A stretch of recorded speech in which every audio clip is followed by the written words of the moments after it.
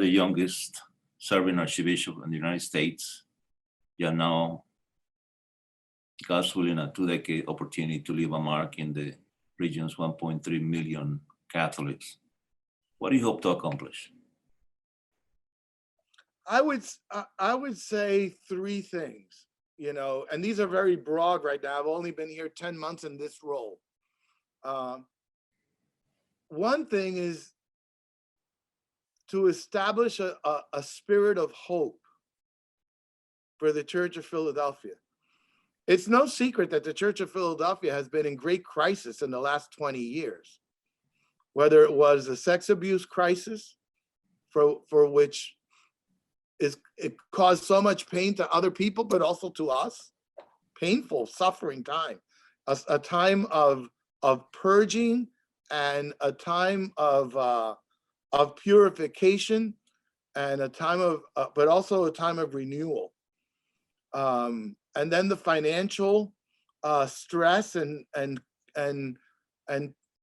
challenges of this local church has made this local church be in a kind of in a state of crisis for the last 20 plus years. So if I, together with my brother priests and the great people of Philadelphia, could change that narrative from crisis to hope, that would be a great blessing.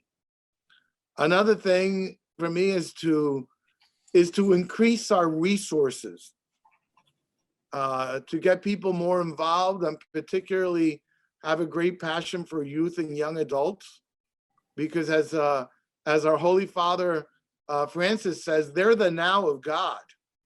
They're not the future of the world. They're here right now. In fact, they are the world right now. And so to reach out to them in a particular way, also to solidify our resources financially and in terms of human resources, so that we could continue to do the good work that the church has done here in this Philadelphia area, for over 200 years, right? Been around a long time, Right. A long time. Since the inception of this country, the church has been here. Right. And the third thing is I think to bring the vision of Papa Francisco, of a church that is a community of missionary disciples, a church on mission, una iglesia en salida, right? A church on the way, a church, and he describes that. He describes that in paragraph 24 of his apostolic exhortation, The Joy of the Gospel.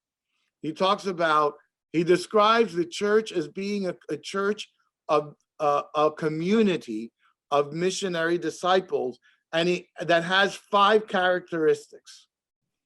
It is a church that takes initiative, that takes the first step. It is a church that is engaged in the world and the life of the people around it. It's engaged. It's a church that accompanies people. It's a church that is fruitful, and a community that is joyful. If we could bring that spirit of a community of missionary disciples that the Holy Father describes with those 5 concepts, to really flourish in our parishes and in our hearts, and us as individuals, 16 years from now, when I have to hand in my letter of resignation, I would be happy. I would be thrilled.